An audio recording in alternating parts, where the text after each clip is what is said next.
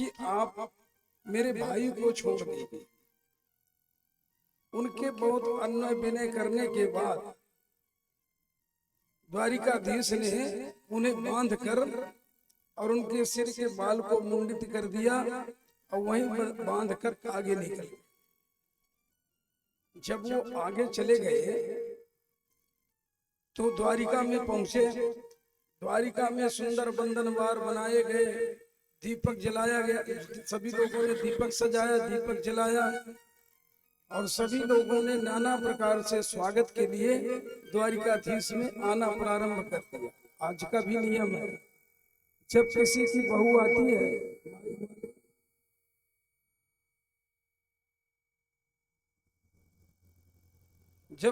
बहू आती है तो सभी लोग आते हैं और आकर के बहू को देखने के लिए आते हैं और कुछ पैसे भी देते हैं। तो जब पहली बार बहू आती है, बहू के 3 रूप होते हैं। पहला रूप है चंद्रमुखी। तो चंद्रमा को देखने की इच्छा किसको नहीं होती, अर्थात सबकी इच्छा होती है। तो पहली बार जब आती है बहू तो चंद्रमुखी, उसके मुख को देख कर लोग उसके लिए पैसे भी देते हैं। और जब वही बहू दूसरी बार आती है तो सूर्यमुखी हो जाती है। तो सूर्य की जो गर्मी है, जो बीमार व्यक्ति है उसको तो अच्छा लगता है, लेकिन जो बीमार व्यक्ति नहीं है उससे सहन नहीं होता। तो पति बीमार है इसलिए पति के लिए वो अच्छी होती है, लेकिन बाकी लोगों के लिए अच्छी नहीं होती। और फिर जब तीसरी बार आती है तो एक कहावत अपनी भी है, सास दुलारी गमने मुंह लोट लगावे गमने। तो तीसरी बार आती है तो ज्वालामुखी हो जाती है, और ज्वालामुखी किसी को पसंद नहीं है। लेकिन वो लोग जो कथा सुन रहे हैं वो लोग ऐसा नहीं होते, क्योंकि उनको संस्कार होता है। जो लोग धर्म से विहित कार्य करते हैं, धर्म के विरुद्ध कार्य करते हैं, ऐसे वो लोग। लेकिन आप लोग अनुमान करिए, पहली बार आने पूरे गांव के लोग आते हैं देखे, दूसरी बार में कोई आता है, तीसरी बार में कोई नहीं। तो इसी प्रकार द्वारिकाधीश के यहाँ द्वारिकाधीश रुक्मणी जी को लेकर के जब आए तो उनको देखने के लिए पूरी द्वारिका की सभा उमड़। अब सब लोगों ने दर्शन किया, सभी लोगों ने मंगल गीत गाया, अप्सराओं ने नृत्य किया, देवताओं ने पुष्पों की वृष्टि की, वेदों ने स्तुति की। इस प्रकार से उनका सब प्रकार से स्वागत किया।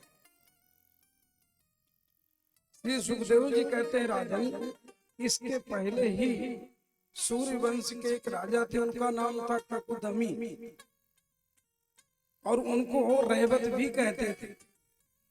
वो देवताओं के साथ दैत्यों से युद्ध करते थे और देवताओं की मदद किए थे, इसलिए वो बड़े प्रतापी राजा हुए। एक बार वो अपनी कन्या रेवती का विवाह के लिए ब्रह्मा जी के पास, और ब्रह्मा जी से ज्योतिष विचरवाया कि प्रभु मेरी कन्या के लायक वर कौन है, आप जहाँ कहेंगे मैं अपनी कन्या का विवाह वहीं करूं। तो ब्रह्मा जी ने कहा, आपको मेरे यहाँ आते और मेरे यहाँ से जाते में द्वापर आ जाएगा, त्रेता युग संपन्न हो जाएगा। ब्रह्मा जी के यहाँ जाने जानते हो, आपका 1 वर्ष ब्रह्मा जी का 1 पल। तो बोले आने जाने में द्वापर आ जाएगा और तब लोगों की आयु कम हो जाती है। बड़े ध्यान से सुनिएगा आज की कथा। सतयुग में लोग 1 लाख वर्ष तक जीते थे। सतयुग जैसे संपन्न हो गया, तो जब सतयुग संपन्न होने लगा तो ऋषियों ने भगवान से प्रार्थना किया कि प्रभु इतना दिन जीने का कोई मतलब नहीं, क्योंकि धर्म के 3 ही पैर बचेंगे, इसलिए इस आयु का कुछ विचार करें। भगवान ने कहा ठीक है। उन्होंने 1 शून्य हटा दिया, तो 1 लाख में 1 शून्य हट गया तो कितना बचा? 10,000। तो त्रेता में लोग 10,000 वर्ष तक जी लेते थे, सामान्य आयु। एकादश सहस्त्रेण, भगवान राम ने 11,000 वर्ष तक राज किया। तो एक शून्य को हटा दिए तो 10,000 बचा। तो त्रेता में सामान्य आयु 10,000 वर्ष। जब त्रेता संपन्न होने लगा तो ब्रह्मा जी के पास जाकर सब लोगों ने कहा कि महाराज, धर्म के 2 पद खत्म हो जाएंगे, 2 पैर से ही धर्म बचेगा, इसलिए आप कृपा करके हमारे लिए कुछ कर दीजिए, क्योंकि इतना जीकर क्या करेंगे। तो ब्रह्मा जी ने कहा ठीक है, मैं विचार करता हूं। तो उन्होंने एक शून्य और हटा दिया, तो 10,000 में एक शून्य हट गया, तो कितना बचा? 1,000 वर्ष। तो द्वापर में लोग 1,000 वर्ष तक राज्य किए और जिए।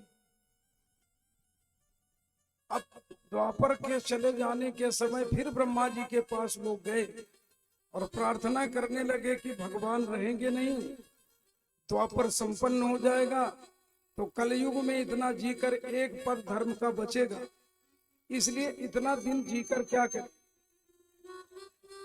तो ब्रह्मा जी ने कहा क्या करूं? बोले एक शून्य और हटा। तब उन्होंने एक शून्य और हटा दिया, तब कितना बचा? 1,000 में 100। तो कलयुग की सामान्य आयु 100 वर्ष, लेकिन 110 वर्ष तक लोग जी लेते हैं जो संयम करते हैं, साधना करते हैं, योग करते हैं, लेकिन सामान्य आयु 100 वर्ष की है। तो अब 100 वर्ष में ही लोग, कोई 60, कोई 70, कोई 80, कोई 82, कोई 90, कोई 100, इसके अंदर सबको जाना है।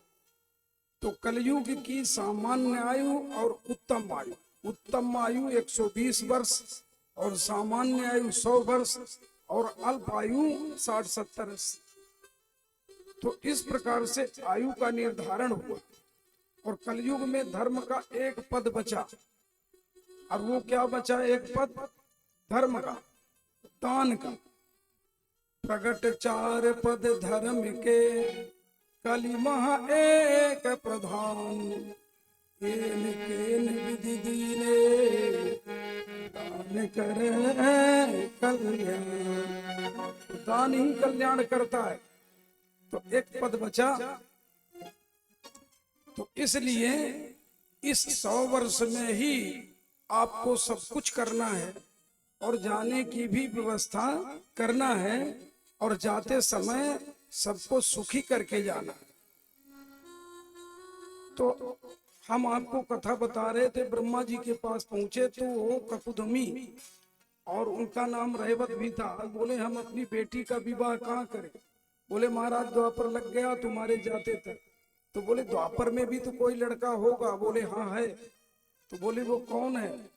बोले वसुदेव जी का पुत्र बलराम है द्वारिका में, वहां जाओ और उनसे निवेदन करके अपनी बेटी का विवाह उन्हीं से कर। तो महाराज रेवत अपनी बेटी को लेकर द्वारिका में पहुंचे तो बलराम जी थे 7 फुट के, क्योंकि द्वापर में लोग 7 फुट 6-7 फुट के होते थे। अब वो कितने बड़े थे कि रेवती थी 20 फुट। अब इतने बड़े अंतर में बलराम जी ने कहा मैं ऐसी शादी करूंगा क्या? मेरे से डबल मेरी पत्नी है। कन्हैया ने कहा उसमें कोई बात नहीं है, तुम इन्हें स्वीकार करो, ये तो छोटी हो जाए। और भगवान के चरणों को जब रेवती ने प्रणाम किया, भगवान ने सिर पर हाथ रखा। जैसे सिर पर हाथ रखा तो बलराम जी के बराबर हो, और जब बलराम जी के बराबर हो गई तब बोले कि दाऊ अब तो शादी करेंगे। तो बलराम जी ने स्वीकार कर लिया। तो ब्रह्म विधिना विवाह भी 4 प्रकार का होता है। एक होता है गंधर्व विवाह, एक होता है राक्षस विवाह, एक गंधर्व विवाह और एक ब्रह्म विधिना विवाह। 4 प्रकार के विवाह। और जो हम आप लोग करते हैं तो लगभग चारों विवाह हम लोग करते हैं। अब 4 विवाह कैसे करते हैं उसको भी समझिए। क्योंकि माता पिता शादी तय करते हैं और कहीं कहीं लड़का ही स्वीकार कर लेता है। तो जब शादी के लिए जाते हैं तो आजकल आप लोग देखते हैं जयमाला डालते हैं। जो जयमाला डालते हैं ये गंधर्व विवाह है। और इसके बाद पंडित जी आते हैं और विवाह कराते हैं, तो ये ब्रह्म विधिना विवाह। और शादी के पहले जो टेलीफोन में बात करते हैं वो राक्षस विवाह। और जो नहीं करते हैं उनके लिए तो ठीक है ब्रह्म विधिना विवाह। लेकिन शादी के पहले 10 बजे के बाद 12 बजे तक उनका मोबाइल इंगेज रहता है, उसी को राक्षस विवाह। चूंकि आप लोग ऐसा नहीं करे होंगे लेकिन शहर में अधिकतर ऐसा होता है। शादी के पहले ही दोनों घूमने लगते हैं, सामान खरीद लेते हैं, किसको क्या देना वो सब व्यवस्था वही दोनों करते हैं। तो इस प्रकार से हम प्रसंग बता रहे थे। तो बलराम जी का विवाह रेवती के साथ पहले ही हो गया। और ये महाराज रेवत की ककुदमी की कथा पहले ही कही जा चुकी है। इस प्रकार से सुखदेव जी ने परीक्षित जी को बताया। फिर वे लोग जब देवी इसको रुक्मणी जी को ले गए, तो जब रुक्मणी जी को ले गए तो ब्रह्म विधिना विवाह द्वारिकाधीश ने किया। रुक्मणी मंगल हुआ, जो कल आप लोगों ने रुक्मणी मंगल किया। तो रुक्मणी जी का विवाह विधि विधान के साथ द्वारिकाधीश के साथ संपन्न हो गया।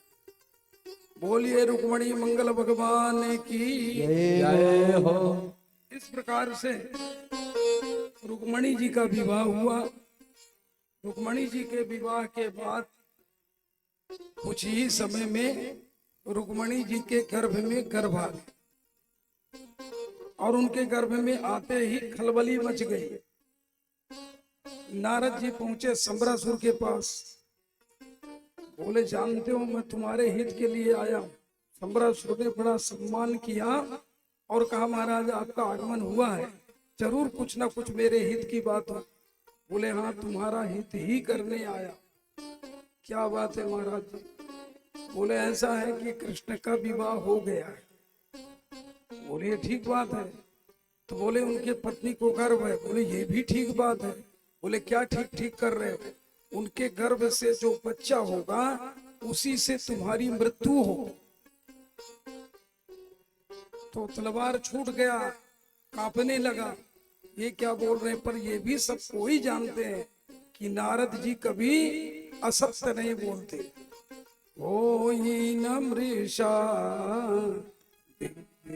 शिवानी होय नमृष देवरे शिवानी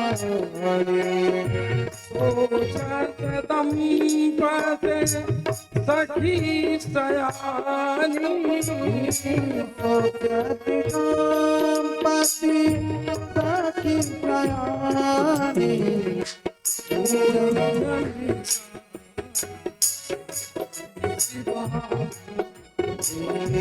होय नमृष देवरे शिवानी दंपति सखी सयानी दंपति सखी सयानी श्री राम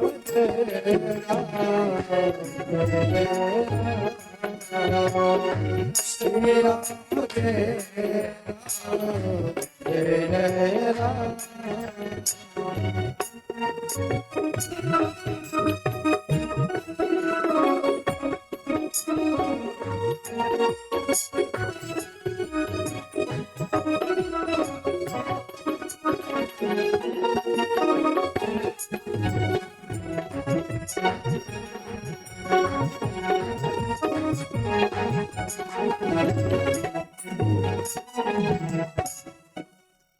अब जब से रुक्मणी जी गर्भवती हुई तब से आनंद मंगल हुआ।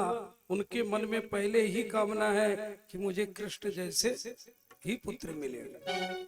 रुक्मणी जी मेहंदी लगा रही हैं हाथ में और पैरों में महावर लगा रही हैं और सोच रही हैं कि ये सब कुछ भगवान को अर्पित है। मैंने मेहंदी लगाई रे कृष्ण नाम की मैंने, लगाई रे कृष्ण नाम की,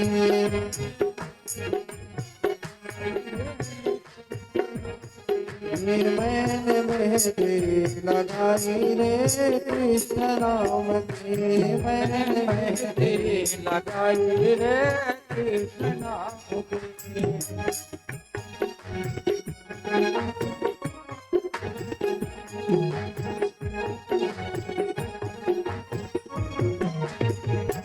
मैंने पिंडिया सजाई रे कृष्ण नाम की, मैंने पिया सजाई रे कृष्ण नाम के, मैंने पिया सजाई रे मेरी दुल्हनी पे कृष्ण मेरी दुनिया में कृष्ण मेरी दुल्हनी में कृष्ण मेरी दुनिया में कृष्ण मेरी सजाई रे कृष्ण नाम की, गढ़ाई रे कृष्ण नाम की, मेरे गढ़ाई रे कृष्ण नाम की।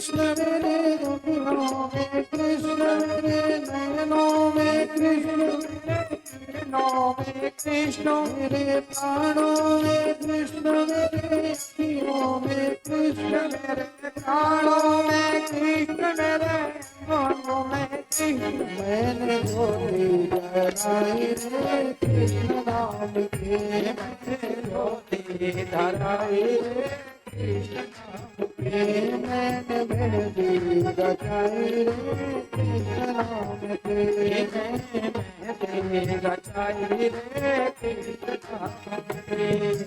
जय हो।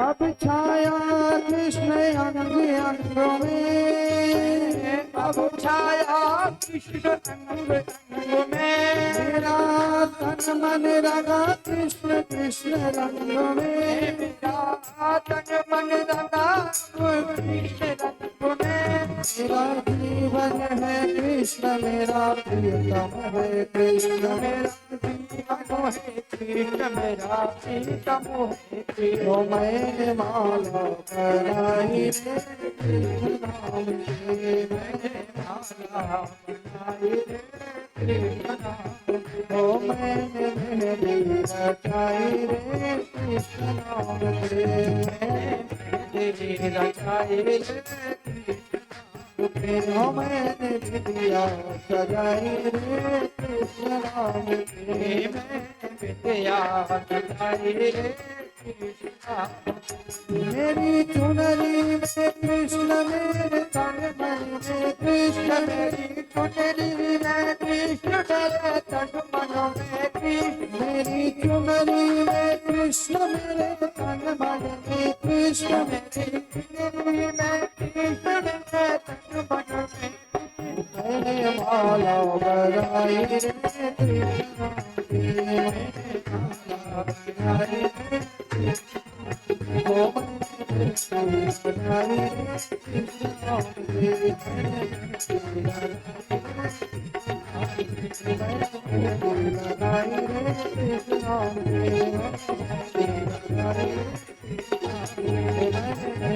लगाई रे कृष्ण देव में कृष्ण हरे कृष्ण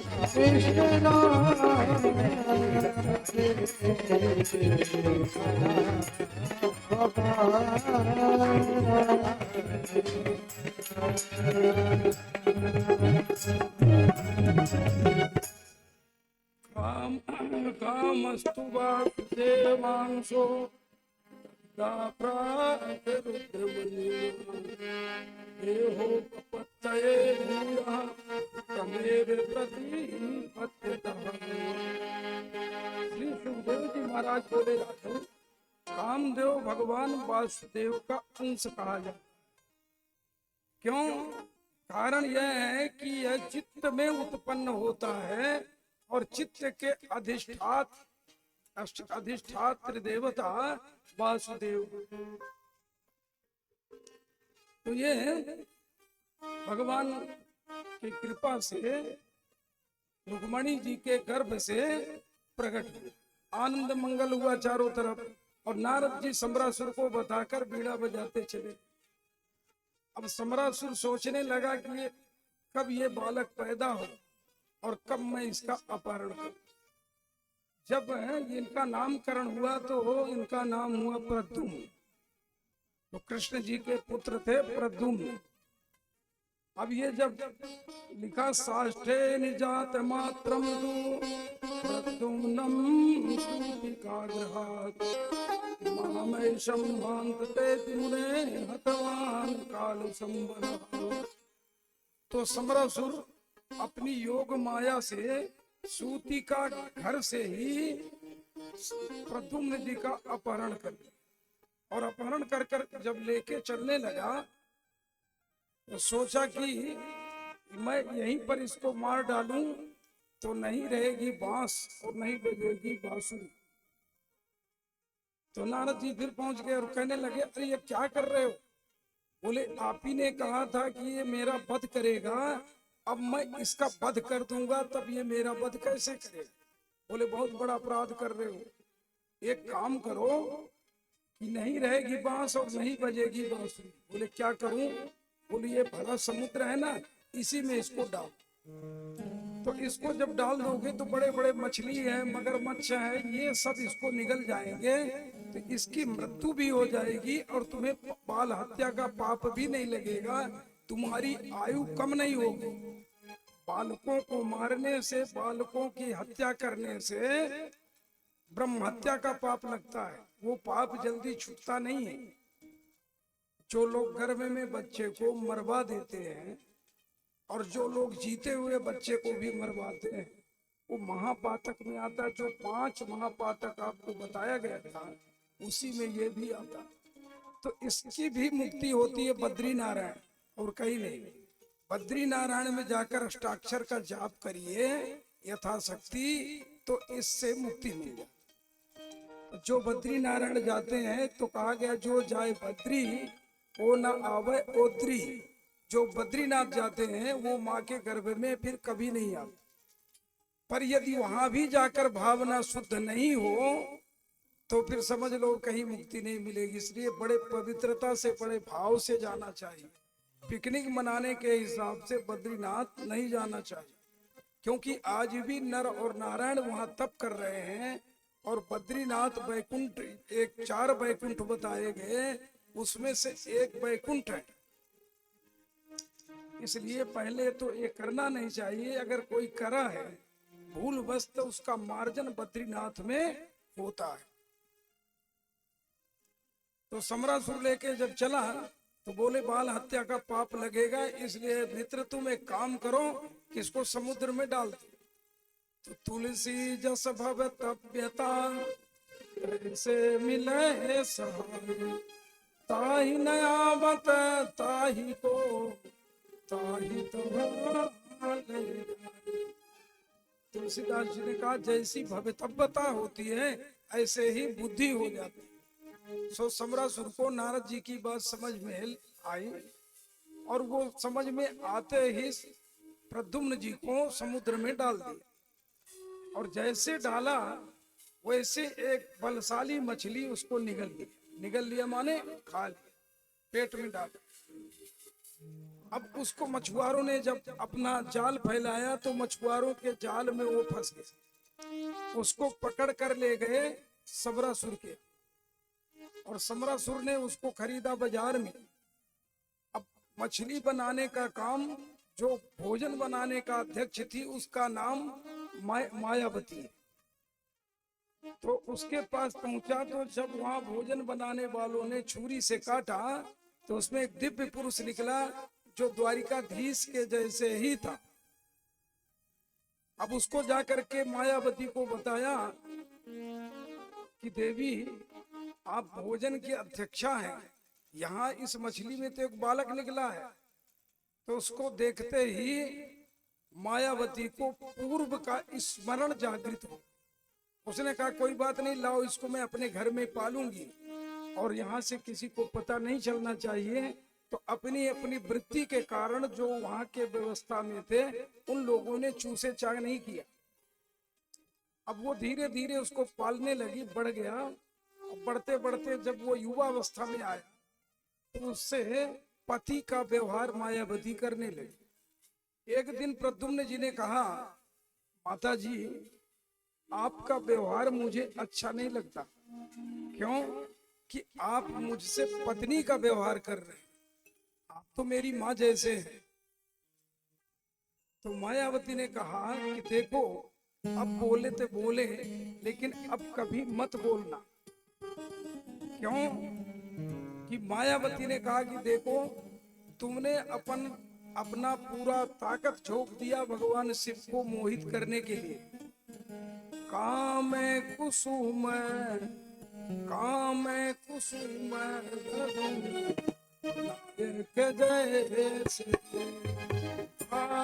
कुसुम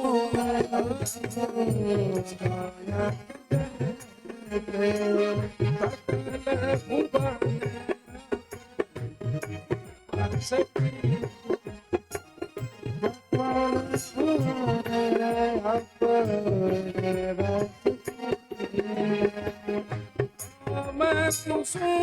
धनु साय कलीने, काम कुसुम धनु साय कलीने, सकल भुवन बस की, साल भुवन अपने बस कीने, सकल भुवन अपने बस कीने। तो कथा को बताया है कि हे देव, हमारे जो पति थे उनका नाम था कामदेव, और कामदेव के अधिष्ठात्री देवता कृष्ण है, वासुदेव है। क्योंकि काम जो होता है वो चित्त में रहता है, और चित्त के अधिष्ठात्री देवता द्वारिकाधीश हैं, वासुदेव है। इसलिए तुम उनके अंश से पैदा हुए हो।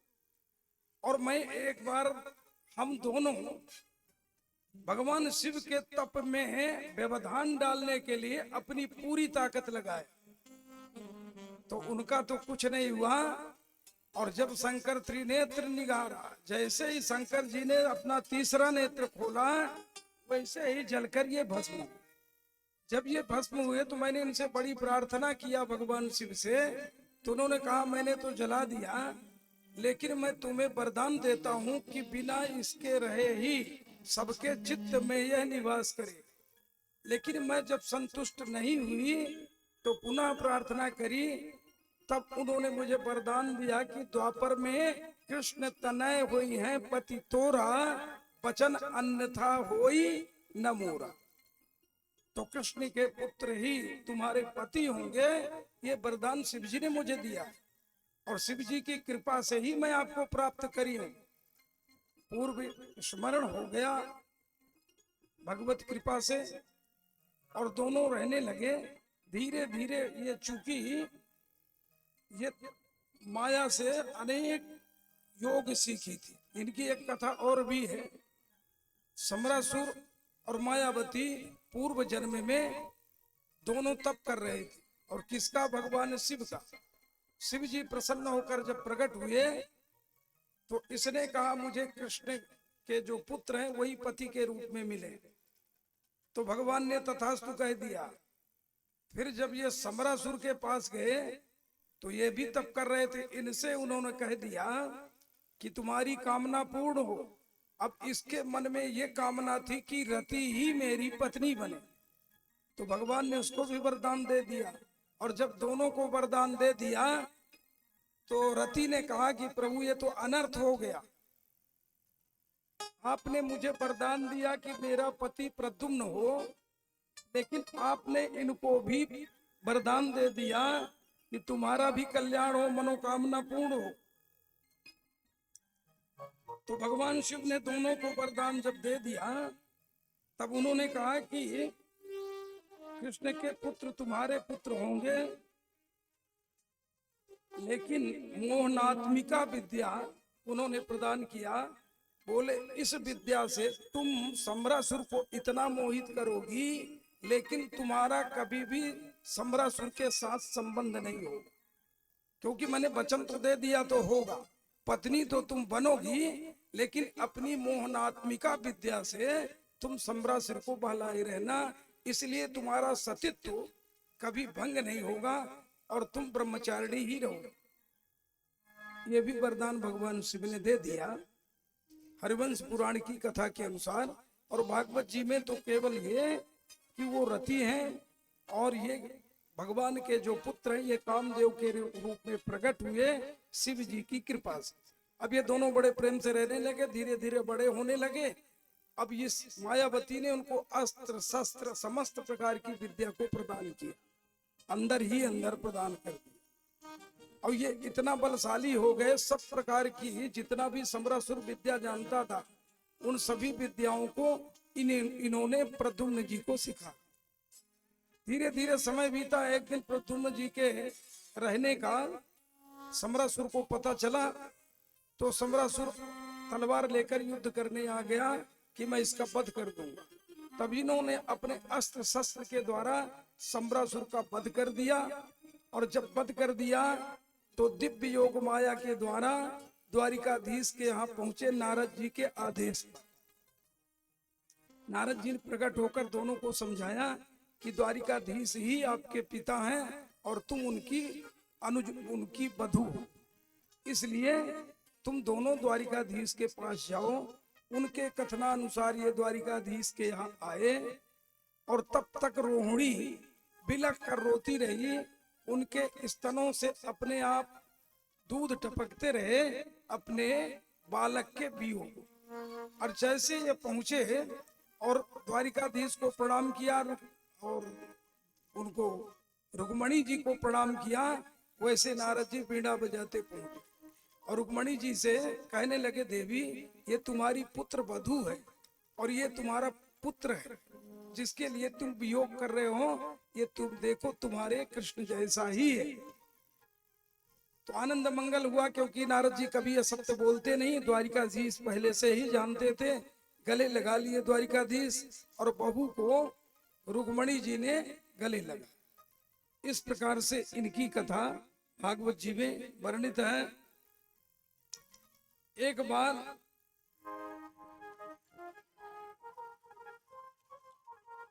एक कथा श्री सुखदेव जी महाराज बोलने लगे, राजन सत्राजिता स्तनयम कृष्णाय कृत कलयुषः स्मांतके नाम मणिना स्वयं उद्यस्य दत्तवान। एक बार भगवान को मिथ्या कलंक लग गया। तो मिथ्या कलंक क्यों लगा कि भगवान ने एक दिन भाद्रपद के शुक्ल पक्ष की चतुर्थी का चांद देख लिया, और जो भी व्यक्ति चतुर्थी का चांद देखता है उसके जीवन में कलंक लग जाता है। यदि भूल बस देख ले तो उसको इसी की कथा फिर सुन ले तो उस पाप से मुक्त हो जाएगा, नहीं तो कलंक लगना ही लगना। अथवा किसी को धेला मार दे, वो गाली दे उसी दिन, तो समझ लो आँख कान नहीं फूटे लेकिन पीछे से मारो, गाली देगा तो उसका पाप का टूट जाता। पर आप ऐसा नहीं करना, कलयुग में पाठ ही कर लेना, कथा ही सुन ले। इसलिए चतुर्थी का चांद नहीं देखना चाहिए। और किस तिथि को, किस महीने में? भाद्रपद के चतुर्थी ही, जो तृतीया में चतुर्थी होती है, उस दिन भूल कर भी चंद्रमा को नहीं देखना चाहिए। तो आज से ध्यान रखना, कभी मत देखना। तो इन्होंने चांद देख लिया, इसलिए इनको मिथ्या कलंक लगा। श्री सुखदेव जी से परीक्षित जी ने प्रश्न किया, भगवान द्वारिकाधीश सर्वात्मा है, सर्व जगत के जगत गुरु हैं, फिर इनको कैसे लगा? कृपा करके इस कथा को भी मुझे श्रवण कर। श्री सुखदेव जी महाराज कहने लगे, राजन, एक सत्राजित नाम का राजा था द्वारिका में। कुछ क्षेत्रों के अलग अलग राजाओं की व्यवस्था बनी थी और सबके राजा थे उग्रसेन। तो भगवान ने राजगद्दी इसलिए नहीं लिया कि महाराज सरियाती ने उनको श्राप दिया था, जिस कारण उन्होंने गद्दी को स्वीकार नहीं किया। तो वो सत्राजित नाम के राजा थे। इन्होंने सूर्य की उपासना की। सूर्य भगवान का तप इतना किया कि सूर्य भगवान प्रकट हो। बोले, राजन, जो वर मांगना हो मांग लो। तो सत्राजित ने कहा कि प्रभु, मैं क्या मांगू, मैं खुद भी नहीं जानता। जैसे माँ प्रसन्न होने के बाद बेटे के लिए उपयुक्त वस्तु प्रदान करता है, उसी लिए पितुमातु सहायक स्वामी सखा, तुम ही एक नाथ हमारे हो, जिनके औकछु आधार नहीं, तिनके ही तुम रखवारे। तो आप जो उचित समझते हो वो मुझे वरदान दे दीजिए। तब वो उन्होंने एक मणि प्रदान किया। बोले, राजन, इसको जब तुम बांध कर चलोगे तो ऐसा लगेगा कि रात्रि में भी दिन सूर्य का प्रकाश दिखेगा। बहुत प्रसन्न हुए। फिर एक और बात कही कि इसमें 180 तोला प्रतिदिन सोना मिले, अपने आप सोना प्रकट हो। जहां रखोगे तो एक दिन में 180 तोला सोना अगर मिले तो आज 10 तोला का कीमत 14 लाख रुपया। 180 तोला का जोड़ लो कितना हो। अब ये बड़ा धनवान भी हो गया और भक्त हो गया। एक दिन भगवान द्वारिका में सभी ग्वाल वालों के बीच में बैठकर और सुंदर उपदेश कर रहे थे, सबको समझा रहे। उसी समय ये आया तो दूर से ही ऐसा लग रहा था कि सूर्य भगवान द्वारिकाधीश के दर्शन करने आ रहे। ग्वाल वालों ने दौड़कर कहा, महाराज, आपका दर्शन करने सूर्य भगवान आ रहे हैं। भगवान मंद मंद मुस्कुराते हुए कहने लगे कि ये कोई और नहीं है, ये सत्राजित जी हैं। इन्होंने सूर्य की उपासना से स्मांतक मणि को प्राप्त किया है और उस मणि का प्रकाश है, वो आ जरूर रहे हैं लेकिन सूर्य नहीं। द्वारिकाधीश के पास आकर उन्होंने प्रणाम किया। द्वारिकाधीश ने कहा, बड़े तपस्वी हैं, आप महान संत हैं, आपने सूर्य को प्रसन्न किया और उससे इस स्मांतक मणि को प्राप्त किया। इसमें 180 तोला सोना आपको प्रतिदिन मिलता है, आपको उसकी आवश्यकता नहीं है।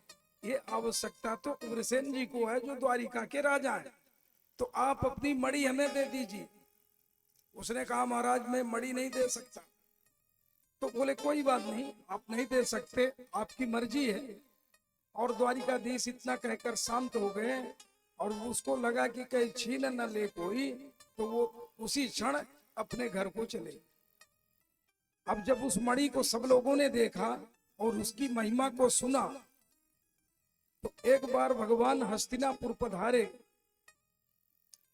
जब भगवान हस्तिनापुर पधारे तो उस समय सत्राजित को अकेला समझ के कृतवर्मा और सतधनुआ ये दोनों अक्रूर जी के पास और उनके पास जाकर कहने लगे कि देखो, इसके पास, सत्राजित के पास एक मणि है और ये मणि में ये गुण है। अक्रूर जी ने कहा सतधनुआ को, ये अपनी कन्या का विवाह तुमसे करने वाला था और ये नहीं किया। क्यों नहीं किया? क्योंकि ये भगवान द्वारिकाधीश को चाहता है। तो बोले कि ठीक है, इसका उपाय करेंगे। अब इधर एक दिन इसका भाई प्रसेन जब ये घर में रख दिया मणि को, तो बड़ी ही प्रसन्नता के साथ इस मणि को लेकर वन में खेलने चला गया, अहेर खेलने। और जब अहेर खेलने गया तो सिंह ने इसे मारकर और इसको खा गया, इसके घोड़ों को खा गया और इसका मणि लेकर जा रहा था। तो जब इसके मणि को लेकर सिंह जा रहा था तो ऋक्षराज मिल गए, उन्होंने सिंह को मार दिया और सिंह को मारकर स्मार्तक मणि को लेकर अपने गुफा में चले। और जब वो मणि को लेकर गुफा में गए तो उनकी एक बेटी थी जाबवंती, उस मणि के साथ खेलती थी। अब ये चारों तरफ जब सत्राजित को मणि नहीं मिला और प्रसेन नहीं मिले, प्रसेन उन्हीं के भाई थे, तो चारों तरफ हल्ला करना शुरू किया कि द्वारिकाधीश इस मणि को मांग रहे थे, मैंने इस मणि को नहीं दिया, इसलिए छल से मेरे भाई को मार कर और ये स्मांतक मणि को चुरा लिया। अब मिथ्या कलंक भगवान को लग गया, तो स्मांतक मणि को चुरा लिया और ये समाचार धीरे धीरे सब जगह फैल गया, द्वारिकाधीश तक पहुंच। अब द्वारिकाधीश जी को लगने लगा कि मेरे ऊपर अकारण ये मिथ्या कलंक लग गया। तब उन्होंने इस मिथ्या कलंक को मिटाने के लिए एक दिन अनेक वरिष्ठ ग्वाल वालों को लेकर और इस मणि को ढूंढने चले। तो जब मणि को ढूंढने गए तो प्रसेन जिधर से गया था उसी के पीछे पीछे चलते गए। कुछ दूर में एक घोड़ों का कुछ अवशेष बचा था और कुछ दूर में उसका रथ टूटा फूटा पड़ा था, और कुछ आगे बढ़े तो वहां प्रसेन का भी लाश मिल गया। धीरे धीरे आगे बढ़े तो सिंह को मरा हुआ देखे, फिर और आगे बढ़े तो एक गुफा दिखाई पड़ रहा, तो बहुत विशाल गुफा था। तो चूंकि द्वितीय सूर्य के जैसे प्रकाश था, दूर से उसमें प्रकाश दिखाई पड़ रहा था और द्वारिकाधीश समझ गए कि ये मणि यही है। तो सभी ग्वाल वालों को उन्होंने कहा कि आप द्वार पर रहना, मैं अकेले ही जाऊंगा, यदि मैं 18 दिन के बाद वापस नहीं आऊं तो आप लोग चले जाएं। ऐसा समझाकर तो जब वो चले गए गुफा में तो युद्ध 18 दिन तक हुआ।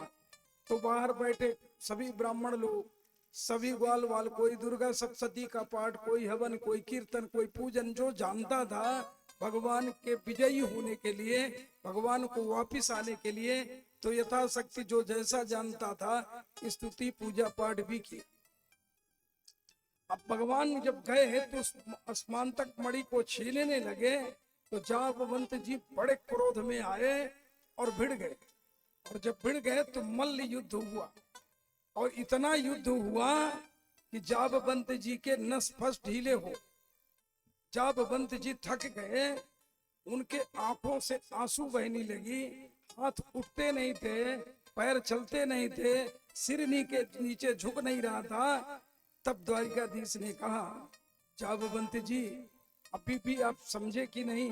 बोला, प्रभु मैं समझ गया, मैं आपके माया में मोहित हो गया, क्योंकि आप मेरे राम ही हैं, आप मुझे मेरे राम के रूप में दर्शन दीजिए। तो वहां पर कृष्ण जी ने राम बन करके जाबवंत जी को दिखाया। और भगवान बन जाते हैं, क्यों बन जाते हैं कि तुलसीदास जी वृंदावन में गए दर्शन करने, तो सब लोगों ने कहा कि राम ही हैं कृष्ण, वो भी दर्शन करने गए। तो बोले, प्रभु तुलसी मस्तक जब झुके, जब धनुष बाण हो हाथ, ये प्रभु यदि आप धनुष बाण ले लीजिए तो तुलसीदास आपका भक्त बन जाए। तो तुलसीदास जी के लिए बांके बिहारी भगवान धनुष बाण ले लिए और राम अवतार में उनको दर्शन दिए। तो जाकी रही भावना जैसे प्रभु मूर्ति देखी तिन तैसे, जो जिस भाव से भगवान को देखता है भगवान उसको उसी भाव में दर्शन देते।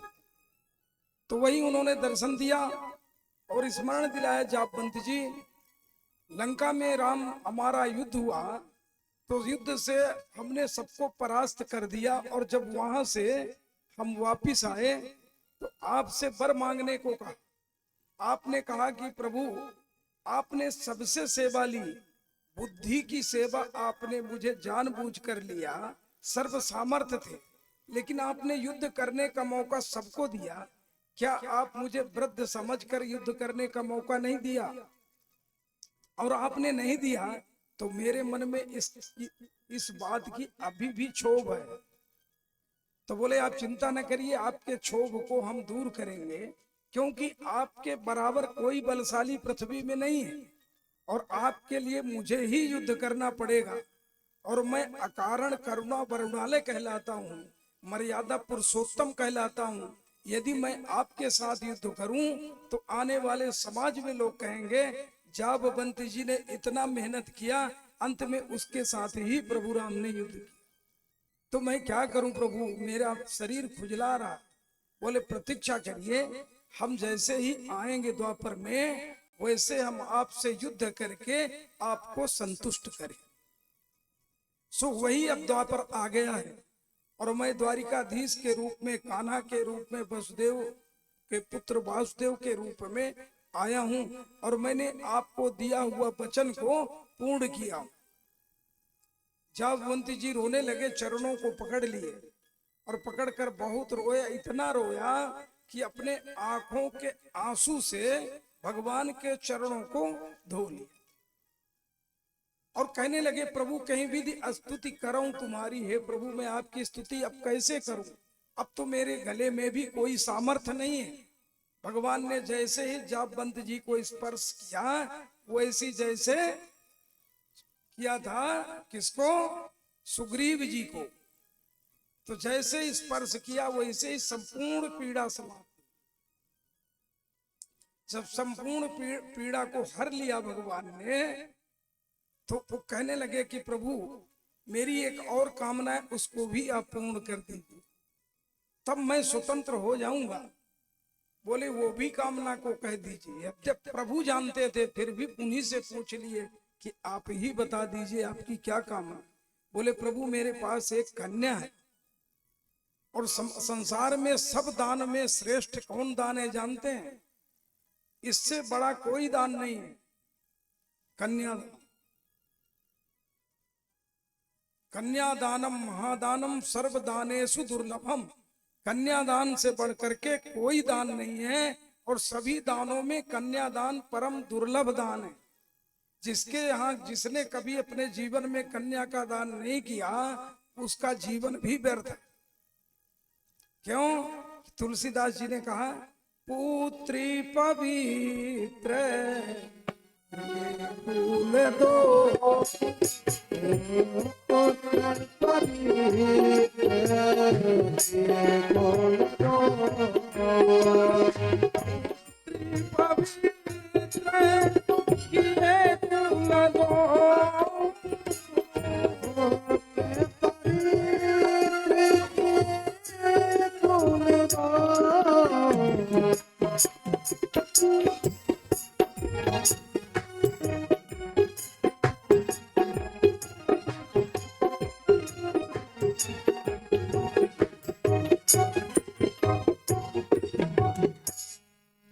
पुत्र एक कुल को तारता है, लेकिन पुत्री दोनों कुल को तारती है। माता पिता के यहाँ रह करके माता पिता का विशेष ख्याल रखती है। और भी जान लीजिए, पुत्री के जैसे पिता की सेवा कोई नहीं कर सकता। पिता खाए हैं कि नहीं खाए हैं वो जरूर पूछेगी, पत्नी ना भी पूछे, लेकिन पुत्री अगर समझदार है तो जरूर पूछेगी पापा खाना खाए कि नहीं। अब देखो हमारे शिशिर जी की जो पत्नी है, वो भी तो पत्नी है, और वो भी किसी की बेटी है, तो वो पूछती है ना हमारी बहन को, तारा को, मम्मी जाओ खाना खा लो, तो बोलते हैं नहीं खाऊंगी, तो बोलते नहीं क्या बात हो गया, बोले जाइए खाना तो खा लीजिए। तो इस प्रकार से माता पिता की वास्तविक धर्मनिष्ठा के साथ यदि कोई सेवा करता है तो पुत्री ही करती है।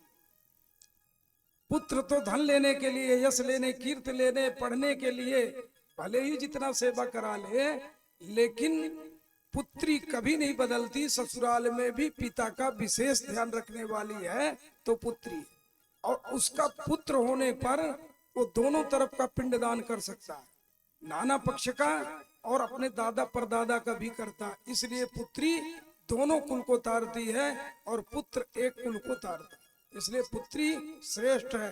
करपात्री जी ने कहा था कन्यादानम महादानम सर्वदानेषु दुर्लभम। कन्यादान से बढ़कर के कोई दूसरा दान नहीं। तो जाबवंत जी कहने लगे, प्रभु आप मेरी कन्या को स्वीकार करिए, अब मुझे कन्यादान का लाभ दीजिए, फल दीजिए, और मैं कृतकृत्य हो जाऊंगा, और मैंने आपसे जो युद्ध किया इसका पश्चाताप भी मुझे नहीं रहे। भगवान ने तथास्तु कह दिया, और जाबवंती जी को मणि को लेकर भगवान वहीं से चल दिए। जाबवंती जी ने जो पत्र पुष्प उनके पास था अर्पित करके कन्या को कन्यादान कर। अब भगवान की दो पत्नियां हुई, रुक्मणी जी और जाबवंती। अब द्वारिका में लेके भगवान विवाह भी करे। वहां से निकले सभी ग्वाल बाल बड़े प्रसन्न हुए, नाचने लगे, द्वारिकाधीश से मिलकर आनंदित हुए, आह्लादित प्रहलादित किए भगवान। और वहां से वो सब लोग मिलकर द्वारिका में आकर के बलराम जी को स्मांतक मणि को दिया और बोले, भैया ये प्रसेन के द्वारा गया था, जाबवंत जी के यहाँ तक पहुंचा और मैंने उस मणि को लाकर दे दिया। अब मैंने मिथ्या कलंक से मुक्त हो। इसके बाद उन्होंने सत्राजित को बुलाया और इस मणि को पुनः उन्हें वापिस कर दिया। सत्राजित उस मणि को पाकर भाई का दुख उनको धीरे धीरे करके समाप्त हो। अब उस मणि को लेकर के सत्राजित रहने लगे। एक दिन भगवान हस्तिनापुर पहुंचे बलराम जी के साथ। उनको सुना गया कि महाराज द्रुपद लाक्षागृह से जले हुए हस्तिनापुर इंद्रप्रस्थ में वो पहुंचे हैं। तो वहां पर वो हस्तिनापुर में पहुंचे, और जब हस्तिनापुर में पहुंचे तो वहां एक घटना घट गई कि कृतवर्मा और सत्यधनुआ मिलकर अक्रूर जी के सम्मति से एक दिन सत्राजित का वध कर दिया रात्रि में, और उस मणि को लेकर आ गए। तो जब सप्तधनुआ ने उस मणि को कृतवर्मा को दिया तो बोला, भाई मेरे बस का नहीं, मैं नहीं रख सकता, क्योंकि इससे द्वारिकाधीश बिगड़ जाएगा। तो महाराज आपको मैं एक बात और बताऊं, आज का जो समय है थोड़ा अपने हिसाब से चलेगा। आज कथा का समापन भी है। तो सत्यभामा के साथ भी भगवान का विवाह हो गया। सत्यभामा को जब मणि को भगवान ने वापिस किया तो सत्राजीत ने अपनी कन्या को द्वारिकाधीश को दे दिया। इस दुख से मुक्त हो गया। और इस मणि को भी दे रहे थे, लेकिन भगवान ने मणि पुनः उनको वापिस कर दिया और बोले, आपके कोई पुत्र नहीं है, इसलिए इस मणि में आपकी बेटी का अधिकार है, और जब तक आप इस मणि को रखिए, आपके न रहने के बाद इस मणि का अधिकारी सत्यभामा ही हो। ऐसा कहकर लौटा दिया। तो अब उनकी 3 पत्नियां हुई। एक रुक्मणी, फिर विवाह किया उन्होंने सत्यभामा से, फिर जाबवंती। अब जाबवंती से भी भगवान का विवाह हो गया। अब जब जाबवंती से विवाह हो गया और वो एक दिन गए इंद्रप्रस्थ, वहां जाने के बाद इन तीनों ने षड्यंत्र करके सत्राजीत का वध कर दिया और मणि को ले आए। और कोई रखने वाला नहीं था, तो उनके पंचभौतिक शरीर को सत्यभामा ने एक बड़े कड़ाही में तेल डलवा कर रख दिया और रोती बिलखती पहुंच गई द्वारिकाधीश के पास। और पहुंचने के बाद उनसे प्रार्थना करी कि मेरे पिता का इन लोगों ने षड्यंत्र से किसी ने मार दिया और मणि को भी ले गए। भगवान को भी बहुत क्रोध आया और वो वहीं से विचार कर लिए कि अब सतधनुआ का बचना मुश्किल है। बलराम जी के साथ आए और उसको मणि को ढूंढने के लिए निकले। वो भयभीत होकर अक्रूर जी को उस मणि को रखवाया और रथ में आरूढ़ होकर 100 योजन दूर गया, मिथिला तक वो दौड़ाया। और जब मिथिला तक दौड़ाया तो द्वारिकाधीश बलराम जी के साथ पीछा किए, और मिथिला में जब घोड़े थक कर गिर गए तो तलवार लेकर पैदल ही भागने लगे। भगवान ने उसको पकड़ लिया और पकड़ने के बाद उसका वध कर दिया। उसके शरीर से तलाशी ली गई, मणि नहीं ली। तो बलराम जी से द्वारिकाधीश कहने लगे, भैया इसका हमने वध भी कर दिया पर मणि यहाँ नहीं है, जरूर ये किसी को रखवाया होगा। बलराम जी ने कहा, जाओ द्वारिका और वहां ढूंढो किसके पास मणि है। अब मैं नहीं जाने वाला, मैं जा रहा हूँ जनक जी के यहाँ, तो कुछ दिन वहां रह करके आनंदित हो जाऊंगा। अब फिर जब मेरी इच्छा होगी मैं आऊंगा। तो वो चले गए मिथिला।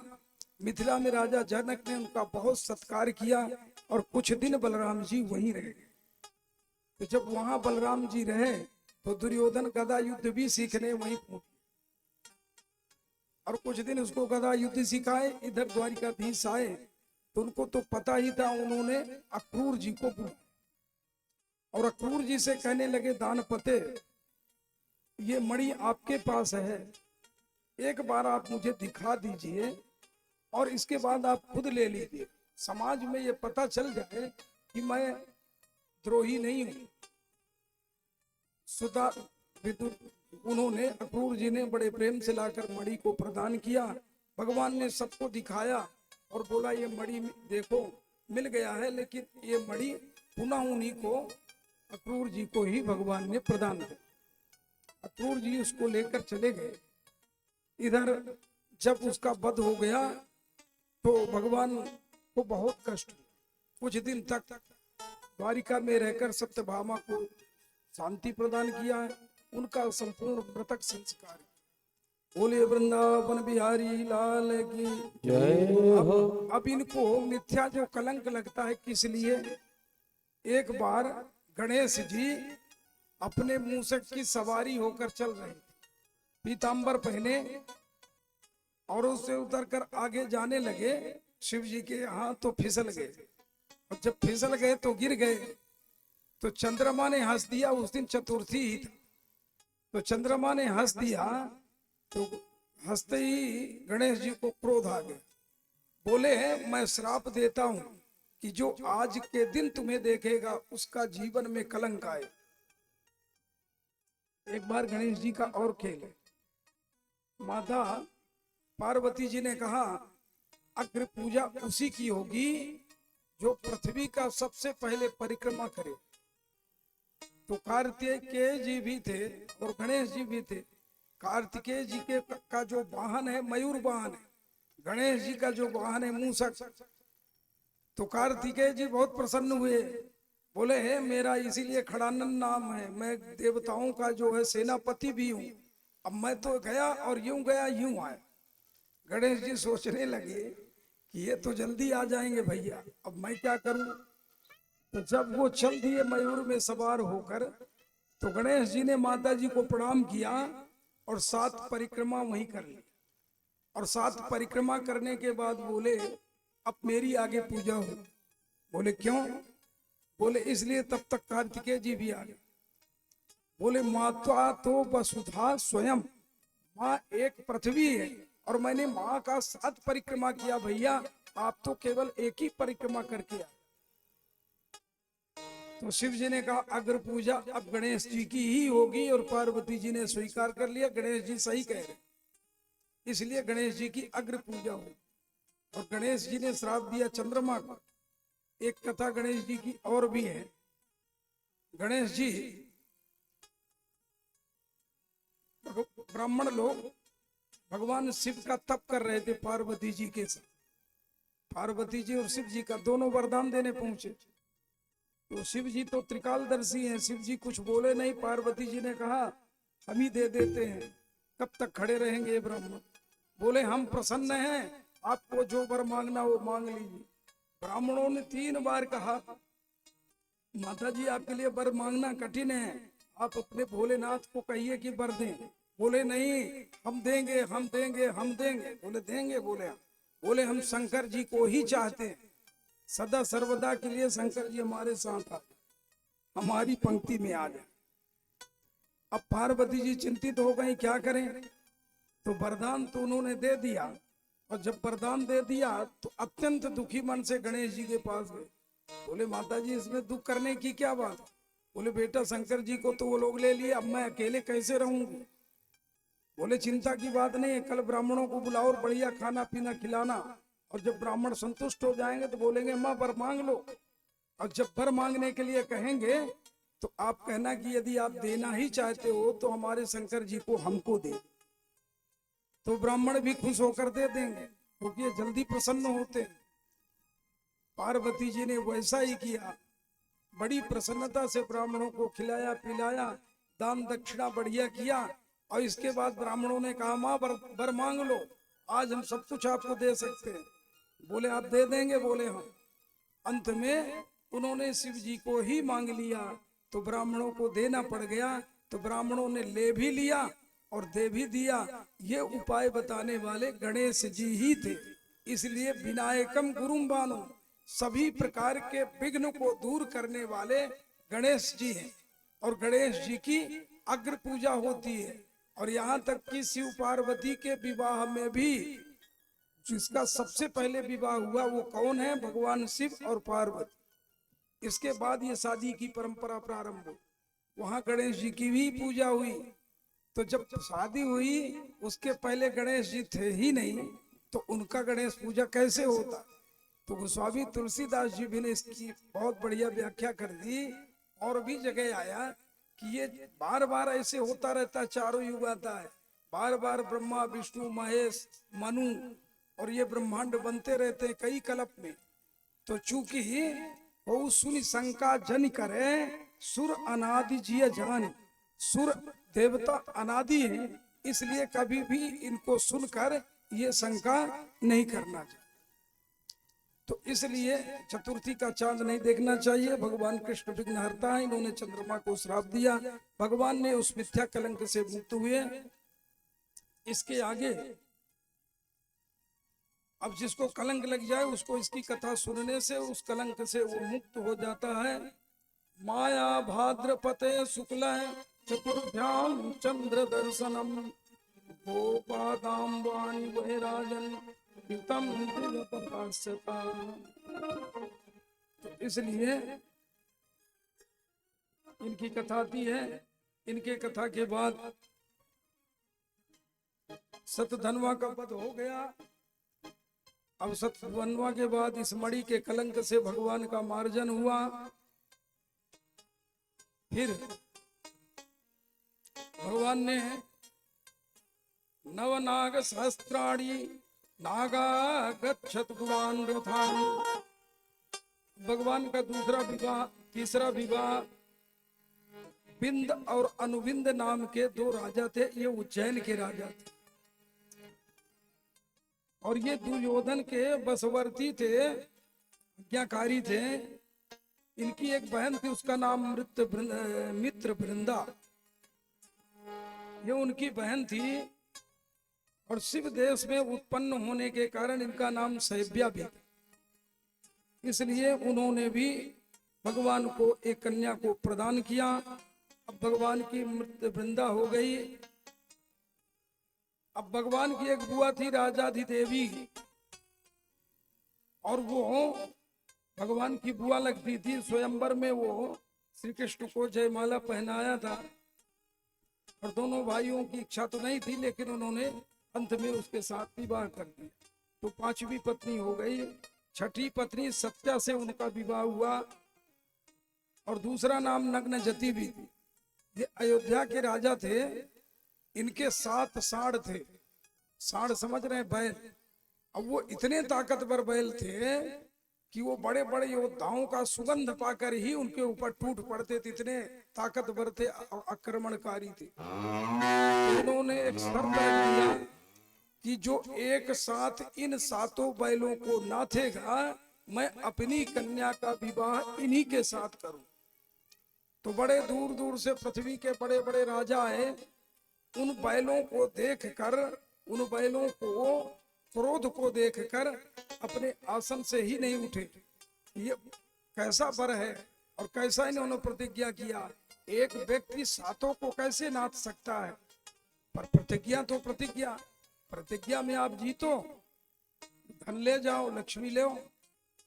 किसी में सामर्थ्य नहीं हुआ, तब भगवान वहां पधार कर 7 रूप धारण करके एक ही साथ 7 बैलों को नाथ दिया। और फिर उस शर्त के अनुसार इनका विवाह नग्नजिति के साथ भी हो। तो नग्नजिति को भी इन्होंने स्वीकार किया। इसके साथ नव नाग सहस्त्राणी नागा गच्छत गुणान रथान, इन्होंने विवाह में 9000 गज दिया हाथी, और गजों से 100 गुने रथ दिया और उससे 9 गुणे घोड़े और घोड़ों से 9 गुणे नैवेद्य वृत्तों को दहेज आदि और दास दासियां भी प्रदान किया। बहुत कुछ दान दिया। इसके बाद अब भगवान का आगे विवाह रुक्मणी जी से हुआ, फिर दूसरा जाबवंती, तीसरा सत्यभामा, चौथा कालिंदी, मित्र वृंदा। ये कालिंदी के विषय में भी जान लीजिए, ये कालिंदी सूर्य की पुत्री है। ये तप कर रही थी यमुना के किनारे। भगवान इंद्रप्रस्थ अर्जुन के साथ गए थे और इसको देखने के लिए अर्जुन को भेजे। अर्जुन गए, इस कन्या से मिले, इसका परिचय पूछे। इसने कहा मैं रवि तनया तप करूं, हरि ही पूर्ण पाऊं। मेरी इच्छा कि मेरे पति कृष्ण जी हो द्वारिकाधीश। अर्जुन ने जाकर बताया महाराज वो तो तप कर रही है कन्या और बोल रही है मैं सूर्य की पुत्री हूँ, मेरी मनोकामना ये है कि मुझे कृष्ण ही पति के रूप में मिले। भगवान ने उसको स्वीकार कर लिया और कुछ दिन इंद्रप्रस्थ में रह करके मैं दानव से आदेश दे करके पांडवों के लिए दिव्य भवन बनवाया उनके रहने के लिए हस्तिनापुर में, और वहां से उनको ले करके आए और विवाह कर लिया। इस प्रकार से कालिंदी के साथ मित्र वृंदा का विवाह आपने सुना। नंद और सुनंद नाम के राजा थे उज्जैन के, उनकी बहन थी, उससे विवाह किया। और नग्नजीती अयोध्या के राजा थे, उनसे उन्होंने विवाह किया। भद्रा के साथ विवाह किया, लक्ष्मणा के साथ। इस प्रकार से भगवान के 8 पटरानियां, भैष्मी जाबवती भामा सत्या भद्रा च लक्ष्मणा कालिंदी मित्र वृंदा चेति अष्टो पट महास्त्रियः। इस प्रकार से 8 पटरानियां भगवान की हो। अब एक दिन भगवान सभा मंडप में बैठे हुए थे बाल वालों के साथ, तो सभी के बीच में जिस प्रकार से नक्षत्रों के बीच में चंद्रमा, उसी प्रकार सभी ग्वाल वालों के बीच में भगवान शोभायमान हो रहे थे। इंद्र आकाश से आकर भगवान को प्रणाम किए, स्तुति किए और स्तुति करके भगवान से कहने लगे हे भगवान, हे कृष्णचंद्र, यथा हतो भागवता भौमो एन चाता स्त्रिया निरुद्धा एद दक्षारस्य विक्रमं स्वार्गधन्वनः। हे भगवान, ये व्योमासुर नाम का एक राक्षस है, ये बड़े बड़े राजाओं से युद्ध करता है और युद्ध में जब वो परास्त हो जाते हैं तो धन संपत्ति नहीं लेता, उनकी राजकन्याओं का अपहरण करता है, अर्थात ले लेता है और लाकर अपने कारागार में बंद कर लेता। ये श्री सुखदेव जी महाराज बोले कि राजन, जब इंद्र द्वारिका में आकर इस प्रकार से निवेदन किया और कहने लगे हे प्रभु, ये भूमि का पुत्र है, इसका दूसरा नाम नरकासुर भी है और इसने प्रजा को बड़ा ही कष्ट दिया है, वरुण का छत्र ले लिया और इसका प्राग ज्योतिषपुर इसकी राजधानी है। तो मणि पर्वत भी देवताओं का जो बगीचा है उसको भी इसने ले लिया। मणि पर्वत को लिया, इंद्र का छत्र ले लिया और वरुण का छत्र ले लिया। इंद्र ने कहा मेरे ऐरावत हाथी पर इसका नजर है, इसलिए प्रभु इस कष्ट से हमको निवारिए। समायो गरुड़ारूढ़ा प्राग ज्योतिषपुरम जयो। तब भगवान ने अत्यंत प्रसन्नता से इंद्र को आदेशित किए कि आप जाइए, इनका हम परम कल्याण अवश्य करेंगे। तब महाराज वो सत्यभामा जी को लेकर के और अपने गरुड़ पर सवार होकर भगवान प्राग ज्योतिषपुर पहुंचे। वहां का जो ये व्योमासुर का जो दैत्य का जो मंत्री था, सेनापति, उसका नाम मूर नाम का दैत्य था जो सेनापति था। इसने प्राग ज्योतिषपुर को अभेद्य बना, एक तरफ वायु से, एक तरफ जल से, एक तरफ अस्त्र शस्त्रों से, इस प्रकार से चारों तरफ से उस प्राग ज्योतिषपुर को अभेद्य बना दिया। उनकी आज्ञा के बिना कोई भी व्यक्ति प्रवेश नहीं कर सकता। इस प्रकार से, और ये 5 सिर वाला दैत्य था व्योमासुर, जिसको नरकासुर भी बोलते हैं। इसका दोनों नाम था, नरकासुर और व्योमासुर। पृथ्वी का पुत्र होने के कारण इसको व्योमासुर से। अब इसका व्योमासुर नाम किस लिए हुआ कि जब भगवान वाराह पृथ्वी को अपने दाढ़ से ला रहे थे तो पृथ्वी माता से उनका स्पर्श हुआ और उस स्पर्श के कारण पृथ्वी माता गर्भवती हो। तो चूंकि उनकी चिंता थी हिरण्याक्ष के प्रति कि ये मुझे रख भी देंगे तो पुनः ये चुरा ले जाएगा, तो वो चिंतन कर रही थी किसका, राक्षस का। तो जिसके कारण उनको राक्षस ही पुत्र प्राप्त हुआ। तो गर्भावस्था में पति पत्नी यदि किसी दूसरे का चिंतन करते हैं या किसी का ख्याल शुभ या अशुभ के रूप में ध्यान रखते हैं, उसी के सदृश उसी के गुण के अनुसार पुत्र हो जाता। तो इस प्रकार से यहाँ पर ये भागवत जी में कथा है। तो इस प्रकार भगवान का ध्यान करना चाहिए तो भगवान सुंदर पुत्र प्रदान करते। अब इसके साथ भयंकर युद्ध हुआ। भगवान ने अपने गदा से इसके वायु को तोड़ दिया, पर्वत को तोड़ दिया, इसके भवन को तोड़ दिया और तलवार से इनके सेनापति को नष्ट भ्रष्ट कर दिया। इस प्रकार से अनेक राक्षसों का वध किया। फिर 5 सिर वाला यह व्योमासुर आया, भगवान के ऊपर टूट पड़ा अनेक अस्त्र शस्त्रों के द्वारा। भगवान ने अनेक अस्त्र शस्त्रों से इसके शस्त्रों को काट दिया। अंत में भगवान बाणों से इसके सिर को काट दिया, हाथ को काट दिया और इसको भी गोविंदाय नमो नमः कर दिया। इस प्रकार से जब ये संपन्न हो गया, सकुंडलम चारु किरीट भूषणम पृथिव्याम पतितं समुज्ज्वलम आहेति साध्वीभृतसा सुरेशः मानेर्मुकुन्दं दिव्यं। 4 श्लोकों से पृथ्वी ने आकर भगवान को नमस्कार किया और अपने पुत्र के लिए प्रार्थना करने लगी। उनके पौत्र का नाम था भगदत्त, पुत्र था व्योमासुर और उनका बेटा जो था उसका नाम था भगदत्त। तो पृथ्वी ने 4 श्लोक से भगवान को प्रणाम किया और 16 श्लोकों से भगवान को अनेक चीज बताया कि आप प्रकृति में हैं, प्रकृति से हटके हैं, आप सब में निवास करते हैं, आप तो कमल के जैसे निर्लेप हैं। इस प्रकार से प्रार्थना किए। भगवान प्रसन्न बोले वर मांग लो। बोले वर क्या? आपने वचन दिया था किसको? महाराज बलि को, कि मैं आपके वंश को समाप्त नहीं करूंगा। तो बलि के ही पुत्र, ये बलि के ही वंश के प्रपौत्र हैं। विरोचन के पुत्र बलि हुए और महाराज बलि से ये प्रपौत्र। तो आप उनका ध्यान करते हुए, आप कृपा करके इसके ऊपर दया करते हुए इसको यहाँ की राजगद्दी दे। भगवान ने उसको भगदत्त को वहां का राजगद्दी दे दिया और 16,100 कन्याओं का जो ये अपहरण किया था उनको स्वतंत्र कर। और जब सभी कन्याएं स्वतंत्र हो गई तो स्वतंत्र होने के बाद भगवान के पास आई। तो जब भगवान के पास आई तो भगवान ने कहा देवियों अब आप स्वतंत्र हो, आप जाना चाहो तो आप जा सकती हो। वो कहने लगी कि प्रभु अब जाएं तो जाएं कहाँ, इसलिए कृपा करके अब आप हमको अपने शरण में ही रख लीजिए। कहने क्या लगी?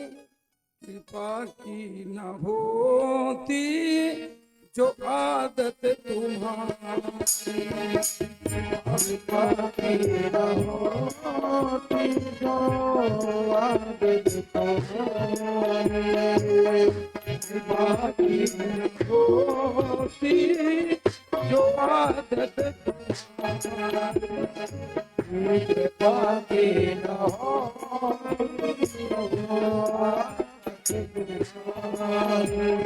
तो सुनी रहती अदालत तुम्हारी,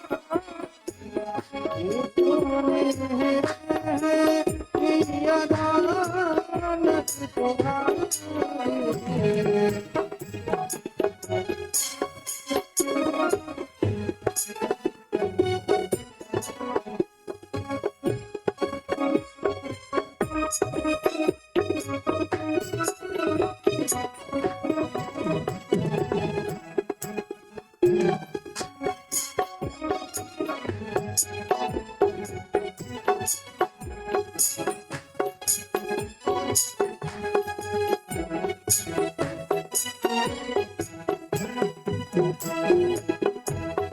तीनों के दिल में जगह तुम न पाते, जो तीनों के दिल में जगह तुम न पाते, जो तीनों के दिल में जगह तुम न पाते, जो दिल में होती इबादत तुम्हारी, तो कुछ दिल में होती इबादत तुम्हारी, हमारी न होती तुम्हारी।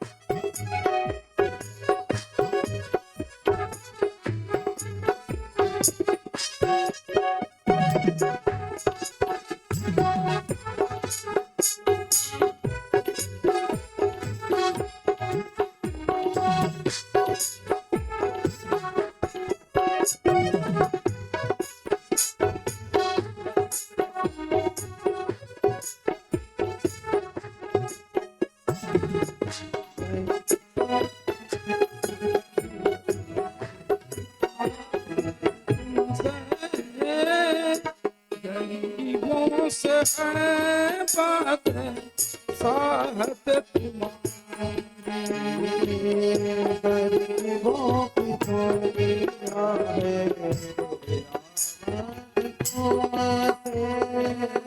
गरीबों की दुनिया साहत तुम्हारी, गरीबों की दुनिया है, आवाज तुमों के गरीबों के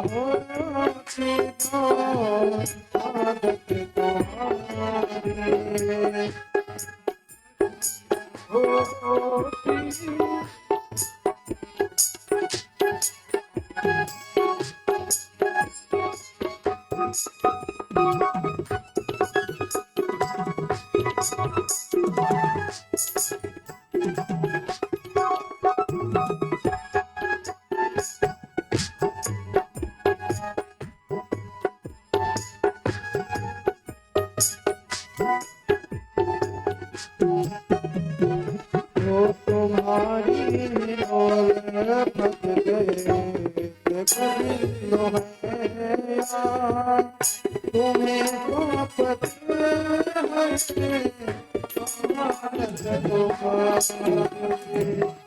तुम्हारी बोल पड़ते तुम्हें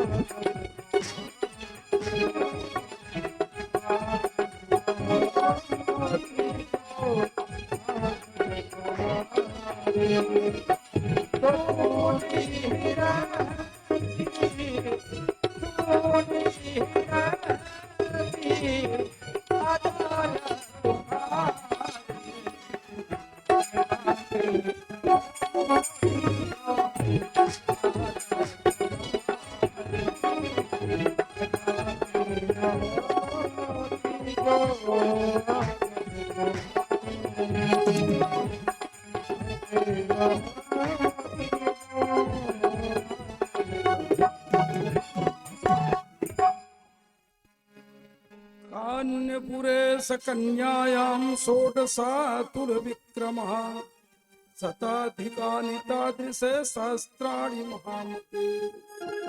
अब वो सभी कन्याओं ने आकर भगवान से कहना प्रारंभ किया कि हे प्रभु,